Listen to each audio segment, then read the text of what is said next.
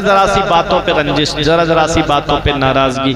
बहन बैठी है 2-2 साल 3-3 साल हो जाते, भाई अपनी बहन का घर तक नहीं देखता। जरा सी बहनोई से बात क्या हो गई, हुज्जत हो गई, बहन का घर छोड़ दिया। वो बेचारी ईद के मौके पे इंतजार करती, मेरा भाई मुझे देखने आ जाता, काश मैं अपने भाई का चेहरा देख लेती। बहन इंतजार करती है शबे बारात के मौके पे मेरे भाई का चेहरा दिख जाता।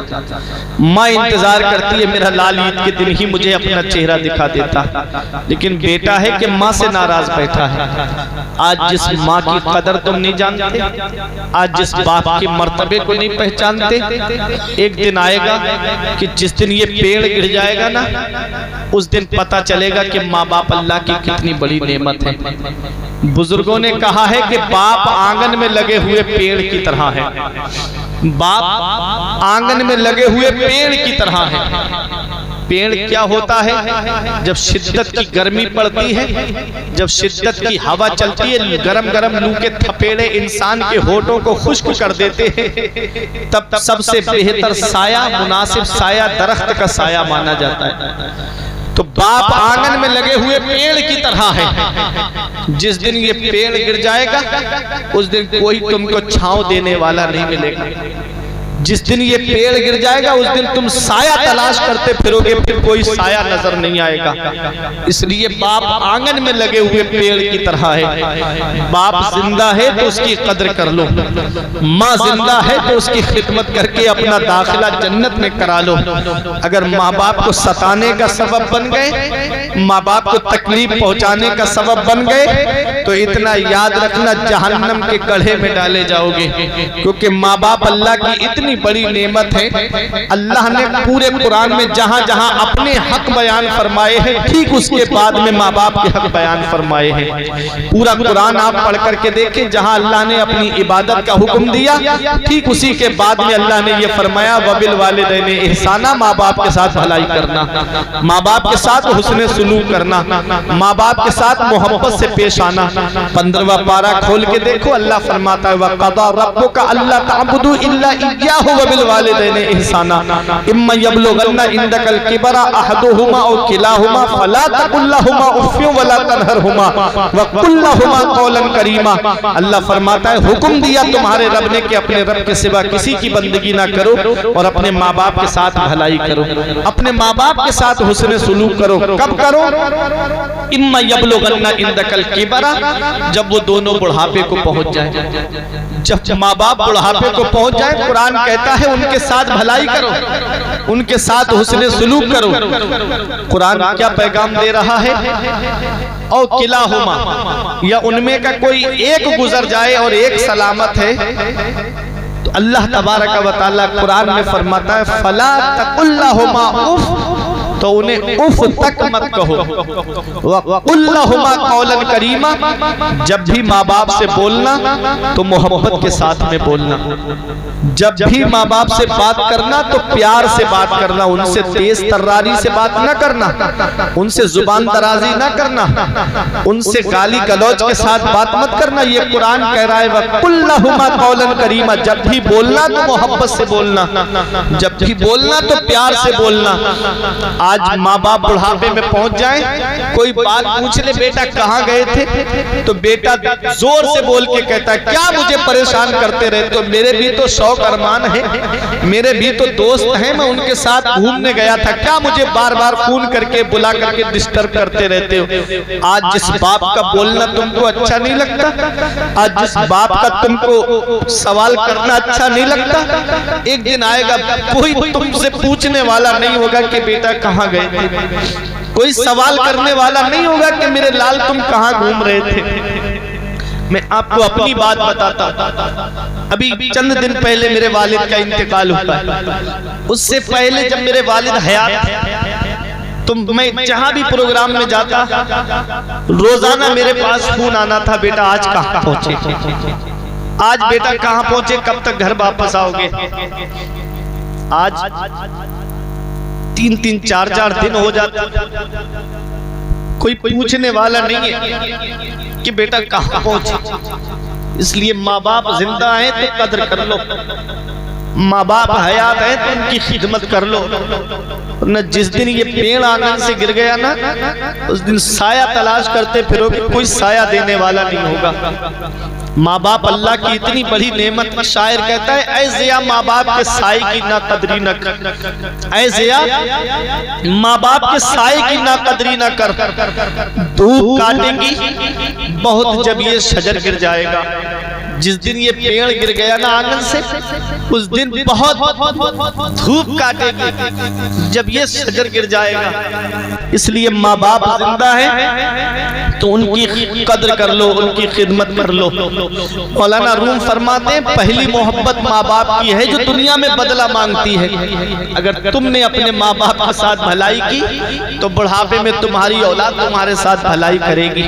अगर तुमने अपने माँ बाप के साथ भलाई नहीं की तो ये उम्मीद मत लगा के बैठना कि तेरी औलाद तेरा सहारा बन जाएगी। ये माँ बाप हैं अल्लाह की इतनी बड़ी नेमत है। मदीने वाले मुस्तफ़ा इरशाद फरमाते हैं रिज़ाउल वालिद रिज़ाउल्लाह, बाप की रजा में अल्लाह की रजा है, बाप की नाराजगी में अल्लाह की नाराजगी है।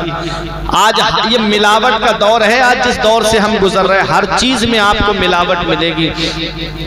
दूध में भी मिलावट है, पानी में भी मिलावट है, चीनी में भी मिलावट है, दालों में भी मिलावट है, मसालों में भी मिलावट है, मिर्चों में मिलावट, धनियों में मिलावट। मिलावट के दौर में हम जी रहे हैं, लेकिन इस मिलावटी दौर में सिर्फ एक मोहब्बत माँ बाप की है जिसमें कोई मिलावट नहीं होती। जो अपनी औलाद से सच्ची मोहब्बत करते हैं, जो अपनी औलाद से सच्चा प्यार करते हैं, बुढ़ापा क्या जवानी क्या ये बचपन बांट लेते हैं। न होकर दिल में गुंजाइश तो आंगन बांट लेते हैं। नहीं मंजूर हिस्से में किसी बेटे को अपनी माँ, मगर आपस में बूढ़ी माँ के कंगन बांट लेते हैं।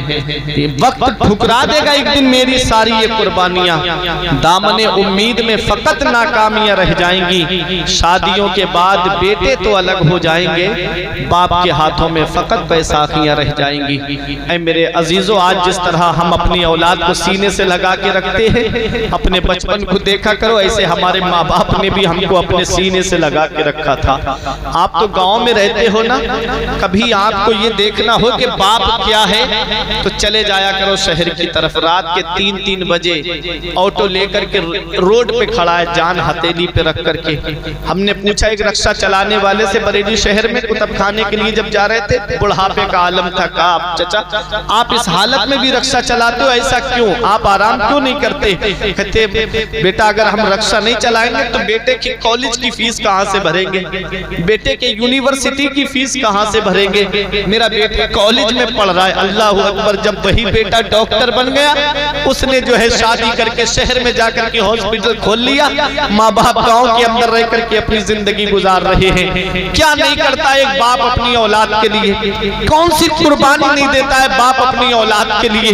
ये रिक्शा चलाने वाला एक बाप ही तो है, ये ऑटो चलाने वाला एक बाप ही तो है, ये पूरे पूरे दिन खेतों में जाकर के दूसरों की मजदूरी करने वाला एक बाप ही तो है। तुम तो नौजवानों घर में मोबाइल चला रहे हो, आराम से बैठे हो, वो 3-3 मंजिल पे सर पे ईंटें लेकर के चढ़ रहा है, ये एक बाप ही तो है। तुम तो आराम से घर पे बैठे हुए हो और वो रोड पे जाकर के कोई फलों का ठेला लगा रहा है, पूरे दिन सर्दी ऐसी हवा चल रही है, सर्द हवा, वो खड़ा है बेचारा पूरे पूरे दिन फलों के ठेले पे के फल बिक जाए, मेरे औलाद की तालीम में पैसे काम आ जाएंगे, मेरा बेटा पढ़ लिख जाएगा, मेरी तरह रिक्शा चलाना नहीं पड़ेगा, मेरा बेटा पढ़ लिख जाएगा, उसे मेरी तरह जो है दूसरों की मजदूरी नहीं करना पड़ेगी। आज वही औलाद जवान हुई, माँ बाप का बिस्तर घर से बाहर कर दिया। किया क्या है माँ बाप ने मेरे लिए? आज तो हर बाप अपने माँ बाप अपनी औलाद के लिए ऐसा करते हैं। मेरे प्यारे मुसलमानों, आज जिस माँ बाप की कदर नहीं करते, जिस दिन ये साया सर से उड़ जाएगा उस दिन पता चलेगा कि माँ बाप अल्लाह की कितनी बड़ी नेमत है। माँ बाप अल्लाह की इतनी बड़ी नेमत है, जिस दिन ये साया सर से उड़ जाते हैं उस दिन चराग लेके भी ढूंढोगे तो माँ बाप जैसा प्यार करने वाली शख्सियतें नहीं मिलेगी, माँ बाप जैसी मोहब्बत करने वाली शख्सियतें नहीं मिलेगी। आज हमने देखा है नई नवेली दुल्हन के कदम घर में क्या आए, माँ बाप का बिस्तर घर से बाहर कर दिया गया। मैं ये नहीं कहता कि आप अपनी अपनी बीबी से मोहब्बत ना करो। मैं ये नहीं कहता बीबी से प्यार न करो, बल्कि बीबी से मोहब्बत करो, क्योंकि वो बाप का आंगन तुम्हारे लिए छोड़ के आई है, वो भाइयों का साथ तुम्हारे लिए छोड़ के आई है, वो बहनों का साथ तुम्हारे लिए छोड़ के आई है। आप 10 दिन अपना घर छोड़ के मेरे घर पे नहीं रह सकते, वो पूरी जिंदगी तुम्हारे घर रहने के लिए आ गई है। सिर्फ एक निकाह के बंधन में बंध करके तुम्हारे घर पे पूरी जिंदगी गुजार रही है। लेकिन इतना याद रखना, औरत की जन्नत शौहर की फर्माबरदारी में है और शौहर की जन्नत उसके माँ बाप की फर्माबरदारी में है। तुमको जन्नत में जाना है तो शौहर की फर्माबरदारी करनी पड़ेगी, और शौहर को जन्नत में जाना है तो माँ बाप की फर्माबरदारी करना पड़ेगी। और ऐ मेरी बहन, आज अगर तू अपनी सास की खिदमत करेगी तो एक दिन तुझे भी सास बनना है, तेरी बहू तेरी खिदमत करेगी। ये बदला है जो दुनिया में पलट के आता है। कुरान कहता है इन अहसनतुम ले अनफुसिकुम व इन असातुम फलहा। अगर तुम अच्छा करोगे तो अच्छाई तुम्हारे लिए है, और अगर बुरा करोगे तो इसका वबाल तुम्हारे ऊपर आना है। जिसको गांव में बोला जाता है जैसी करनी वैसी भरनी। जैसा अगर अच्छा करोगे तो अच्छे का अच्छा सिला मिलेगा, और अगर बुरा करोगे तो उसका बुराई से सिला मिलेगा, उसका बुराई से बदला मिलेगा। इसलिए ऐ मेरे नौजवानों में अर्ज ये कर रहा था कि अपने माँ बाप की खिदमत कर लो, उनकी फर्माबरदारी कर लो, और अपना दाखिला जन्नत में करा लो। हज़रात, हम जिन बुजुर्गों के नाम पे आज बैठे हुए हैं, इन बुजुर्गों ने कैसे अपने माँ बाप की खिदमत की है। पूरी जिंदगी माँ बाप की खिदमत करते रहे और दुनिया वालों को भी यही पैगाम देते रहे, और माँ से इजाजत लेकर के आए कि अम्मी अब हम इस्लाम की खिदमत करना चाहते हैं, अपने हक माफ कर दो। माँ ने अपने हक माफ करके अपनी औलाद को भेजा है, तब जाकर के इस्लाम की खिदमत करने के लिए आए हैं। ऐ मेरे प्यारे मुसलमानों, मैं अर्ज ये कर रहा था, जो मैंने कुरान की आयत पढ़ी थी, अभी एक जुज रह गया है, वक़ुल्लहुमा क़ौलन करीमा। माँ बाप के साथ जब भी बोलना तो मोहब्बत के साथ में बोलना। आगे रब फरमाता है वख़्फ़िद लहुमा ज़नाह ज़ुल्ल मिनर रहमा वक़ुल रब्बिरहमहुमा कमा रब्बयानी सगीरा, कि अपने माँ बाप के लिए मेहरबानी का बाजू बिछाओ और उनके लिए ऐसे दुआ करो, ए अल्लाह मेरे माँ बाप पे ऐसा रहम फरमा जैसा उन्होंने बचपन में मेरे ऊपर रहम किया था। ये दुआ किया करो माँ बाप के लिए। तो ऐ मेरे अजीजों, अगर चाहते हो कि औलाद बुढ़ापे में तुम्हारा सहारा बन जाए, तो अपनी औलाद को या तो आलिम बनाना या हाफिज बनाना। क्योंकि औलाद जब आलिम या हाफिज होगी तो जानेगी कि कुरान में माँ बाप को सताने का कितना बड़ा गुनाह है। औलाद आलिम या हाफिज होगी तो वो जानेगी कि अगर मैं अपने माँ बाप को नाराज करूंगा तो अल्लाह मुझसे नाराज हो जाएगा। क्योंकि होते हैं ना कुछ, मैंने सुना है, मैंने देखा तो नहीं है कि कुछ हाफिज या मौलवी लोगों के बारे में सुना है कि माँ बाप को बहुत सताते थे। तो या तो उन्होंने मुकम्मल तालीम हासिल नहीं की होगी, पढ़ाई नहीं की होगी, वरना जो तालीम मुकम्मल हासिल करता है ना, जिसके सीने में कुरान का इल्म होता है, वो कभी अपने माँ बाप को नहीं सताता, कभी अपने माँ बाप को सताने का जरिया नहीं बनता है। ऐ मेरे प्यारे मुसलमानों, वो हमेशा माँ बाप की फर्माबरदारी करता है, और माँ बाप की फर्माबरदारी करने का वो जरिया बन जाता है। तो मुसलमान पे 5 हक हैं। माँ बाप नाराज बैठे हैं, बेटा माँ बाप से बात नहीं करता। बुजुर्गों ने कहा है कि अगर माँ बाप के पैर पकड़ के भी राजी करना पड़े तब भी राजी करो, चाहे पैर पकड़ के राजी करना पड़े। कोई भी माँ बाप अपनी औलाद को सच्चे दिल से बद्दुआ नहीं देते।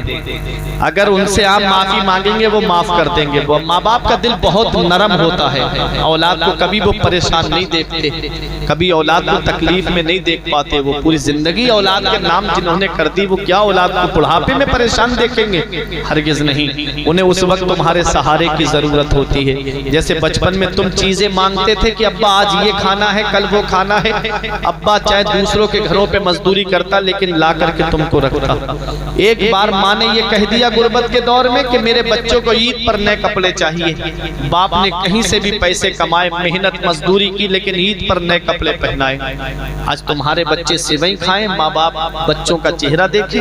ईद पर तुम्हारे बच्चे शॉपिंग मॉल से कपड़े खरीदें, बेहतरीन शोरूम से कपड़े खरीद के लाए, माँ बाप पुराने कपड़े पहन करके अल्लाह का शुक्र अदा करें। क्या इस दिन के लिए माँ बाप औलाद को जवान करते? क्या इस दिन के लिए माँ बाप ने औलाद को पाला था? नहीं प्यारे मुसलमानों, माँ बाप की खिदमत करो, माँ बाप को सताने का जरिया ना बनो, उनकी खिदमत करो ताकि तुम्हारा नाम जो है वो जन्नतियों की फहरिस्त में लिख दिया जाए। ये मैं नहीं कहता, हदीस पाक कहती है। जब मेरे आका रमजान शरीफ के महीने में मिंबर शरीफ पे चढ़ रहे थे, 3 सीढ़ी होती है ना मिंबर पे अक्सर जगहों पे, तो 3 सीढ़ी। मेरे आका जब पहली सीढ़ी पे चढ़े मिंबर की, मेरे आका ने आमीन कहा। दूसरे जीने पे चढ़े, मेरे आका ने आमीन कहा। तीसरे जीने पे चढ़े, मेरे आका ने आमीन कहा। सहाबा ने अर्ज किया, या रसूल अल्लाह, आप आमीन क्यों कह रहे हैं? कोई दुआ करने वाला तो नजर नहीं आता। तो मेरे आका फरमाते, जिब्राइल मेरी बारगाह में आए, और जब मैंने पहले जीने पे कदम रखा, सीढ़ी पे रखा, तो जिब्राइल ने दुआ की, ए आका वो शख्स जलील व ख्वार हो जाए, उस शख्स की नाक गुबार आलूद हो जाए, वो शख्स रुसवा हो जाए कि जिसके सामने आपका जिक्र किया जाए और वो आप पर दुरूद ना पड़े, जिसके सामने आपका नाम लिया जाए और वो आप पर दुरूद ना पड़े। इसलिए ऐ मेरे प्यारे मुसलमानों, जब भी अपने आका का नाम मोहम्मद सुनो तो सल्लल्लाहु अलैहि वसल्लम जरूर पढ़ा करो, सल्लल्लाहु अलैहि वसल्लम। मेरे आका ने आमीन कहा, दूसरे जीने पे कदम रखा, तो जिब्राइल अलैहिस्सलाम ने दुआ की, वो शख्स जलील व ख्वार हो जाए, रुसवा हो जाए, उस शख्स की नाक गुबार आलूद हो जाए कि जो अपने माँ बाप को बुढ़ापे में पाए और अपना दाखिला जन्नत में ना कराए। मेरे आका ने आमीन कहा। तीसरे जीने पे मेरे आका ने कदम रखा सीढ़ी पे, तो जिब्राइल अलैहिस्सलाम ने दुआ की, वो शख्स जलील व ख्वार हो जाए कि जो रमजान शरीफ का बरकत वाला महीना पाए और अपनी मग़फ़िरत न कराए। रमजान शरीफ का महीना बख्शिश का महीना है, खैर व बरकत का महीना। उस महीने में गलियों में खाते पीते नहीं गुजरना चाहिए। 11 महीने अल्लाह की नेमतें हम खाते हैं। अल्लाह इम्तिहान लेता है, क्या मेरा बंदा इतनी मोहब्बत मुझसे करता है कि 1 महीने के लिए क्या वो दिन में खाना छोड़ सकता है? लेकिन हम उस मोहब्बत में भी फेल हो गए। 1 महीना हम उस रब की रजा के लिए जो है दिन में खाना नहीं छोड़ सकते।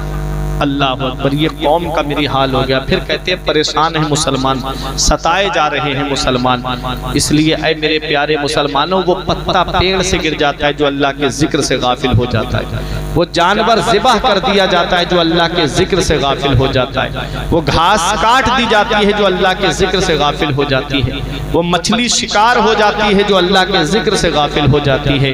इसलिए ऐ मेरे अजीजों, अल्लाह का जिक्र करो, अल्लाह की इबादत करो, ताकि तुम्हारे घरों में भी बरकतें हों, तुम्हारे घरों में भी सुकून का माहौल हो। आखिरी बात, अगर माँ बाप नाराज हैं तो उनको राजी कर लो। आज भाई भाई से नाराज बैठा है, बेटा बाप से नाराज बैठा है, भाई बहन से नाराज है, बहन भाई से नाराज है, चचा भतीजे नाराज हैं, भतीजा ताऊ नाराज है, सब आपस में एक दूसरे से नाराजगी के दौर में गुजर रहे हैं। आपस में राजी कर लो। 3 दिन से ज्यादा किसी से आपस में बुराई नहीं रखना चाहिए और ना नाराजगी का इजहार रखना चाहिए। तीसरे दिन बोल लेना चाहिए, सलाम कर लेना चाहिए। जो सलाम पहले करेगा वो जन्नत में पहले दाखिल होगा। ऐ मेरे प्यारे मुसलमानों, तो मुसलमान पे 5 हक हैं। पहला हक ये कि जब वो सलाम करे तो सलाम का जवाब दे। दूसरा हक ये है कि जब उसे छींक आए तो छींक का जवाब दे। तीसरा हक ये है कि जब वो दावत करे तो उसकी दावत को कबूल करे। चौथा हक ये है कि जब वो बीमार पड़ जाए तो उसे देखने के लिए जाए। और 5वां हक ये है कि जब उसका इंतकाल हो जाए तो उसके जनाजे में शामिल हो। जब उसका इंतकाल हो जाए तो क्या करे? जनाजे में शामिल हो। बुजुर्गों ने कहा है जनाजे में शामिल जरूर होना चाहिए। क्यों? क्योंकि इसमें 2 फायदे हैं। अगर मैयत गुनाहगार है और नमाज जनाजा पढ़ने वालों में कोई नेक है, परहेजगार है, तो अल्लाह उस परहेजगार के सदके में उस मैयत की बख्शिश फरमा देता है। और अगर मैयत परहेजगार है, जनाजा पढ़ने वालों में कोई गुनाहगार है, तो अल्लाह ताला उस मैयत के सदके में उस गुनाहगार की बख्शिश फरमा देता है। इसलिए जनाजों में जरूर शामिल हुआ करो। हज़रात, तो ये मुसलमान पे 5 हक हैं। गरीब नवाज की ये सीरत थी, ये शान थी कि आप गरीबों के जनाजों में शामिल हुआ करते थे। जिस मुसलमान का इंतकाल हो जाता आप उसके जनाजे में शामिल होते थे। इस तरह से इस्लाम फैलाया गरीब नवाज ने, इस तरह से इस्लाम की खिदमत की है गरीब नवाज ने। आपकी आदत थी कि 7वें दिन यानी हफ्ते में एक बार रोटी का 4थाई हिस्सा खाते थे। एक रोटी के 4 टुकड़े किए जाते तो एक हिस्सा रोटी का पानी में भिगो करके गरीब नवाज 7वें दिन खाते थे। लिबास पेबंद लगा हुआ पहनते थे, अपने घर से गरीब नहीं थे, लेकिन इस्लाम की खातिर छोड़ दी दौलत, छोड़ दिया घर बार इस्लाम की खिदमत की खातिर। इसलिए अल्लाह ने उनका नाम अंधेरे में नहीं रहने दिया, पूरी दुनिया के मुसलमानों के दिलों में उनका नाम डाल दिया। और फिर वो मकाम है गरीब नवाज का, आपके आस्थाने पे जो लंगर चलता है, अल्लाह अकबर, वो लंगर जिसमें गरीब खाना खा के जाते, मिस्कीन खाना खा के जाते, बेवाएं यतीम खाना खा के जाते, और खादिम जब पैसे की जरूरत पड़ती, खर्चे की जरूरत, ख्वाजा कुतुबुद्दीन बख्तियार काकी से पूछा पैसा कहाँ से आता था लंगर के लिए, इतने लोग खा के जाते थे रोजाना। तो आपने फरमाया गरीब नवाज नमाज पढ़ के जब हटते थे मुसल्ले का कोना पलट देते थे। आपका खादिम आता और कहता हुजूर खर्चा मतबक के लिए, आप फरमाते मुसल्ले के नीचे से जितने की जरूरत है उतने लेके चला जाता। वो हाथ डालता, नीचे से खजाना उठाता और ले जा करके मतबक का काम करता। ख्वाजाए हिंद वो दरबार है आला तेरा, कभी महरूम नहीं मांगने वाला तेरा। अल्लाह अल्लाह ये कैसा घराना है, खाते हैं तेरे दर का, पीते हैं तेरे दर का, पानी है तेरा पानी, दाना है तेरा दाना। तो ये शान थी गरीब नवाज के आस्थाने की कि आपके यहाँ लंगर चलता था, गरीब खाना खा के जाते थे। और ये हदीस है, मेरे आका से पूछा इस्लाम में सबसे बेहतर अमल क्या है, तो आका ने फरमाया मोहब्बत से बात करना, भूखों को खाना खिलाना और सलाम को आम करना। ये सीरत थी गरीब नवाज की, ये पैगाम था जो मैंने आपके सामने पेश कर दिया। अब मेरी तकरीर खत्म होने जा रही है। आयत जो मैंने पढ़ी, अल्लाह ने फरमाया मन अमिला सालिहन मिन ज़करिन औ उन्सा व हुवा मुमिन फला नुहियन्नहु हयातन तय्यबा। जो अच्छे काम करे, जो अच्छे अमल करे, चाहे मर्द हो या औरत, और वो मोमिन हो, तो अल्लाह फरमाता है हम उसे बेहतर जिंदगी जिलाएंगे, उसे उम्दा बेहतरीन जिंदगी जिलाएंगे। गरीब नवाज ने इस्लाम की खिदमत की, अच्छे काम किए, इसीलिए आज उनका नाम हर मुसलमान की जुबान पे है, आज उनका जिक्र हर मुसलमान की जुबान पे है, हर मुसलमान के दिल में उनकी मोहब्बत है। ये जिंदगी सवारिए दिलशाद कीजिए, लम्हात जिंदगी के ना बर्बाद कीजिए। जब मकसद हयात इबादत खुदा की है, पढ़िए नमाज, मस्जिदें आबाद कीजिए। सभी के सामने एक दिन जरूर आता है, ये हुस्न फानी है लेकिन गुरूर आता है। किसी की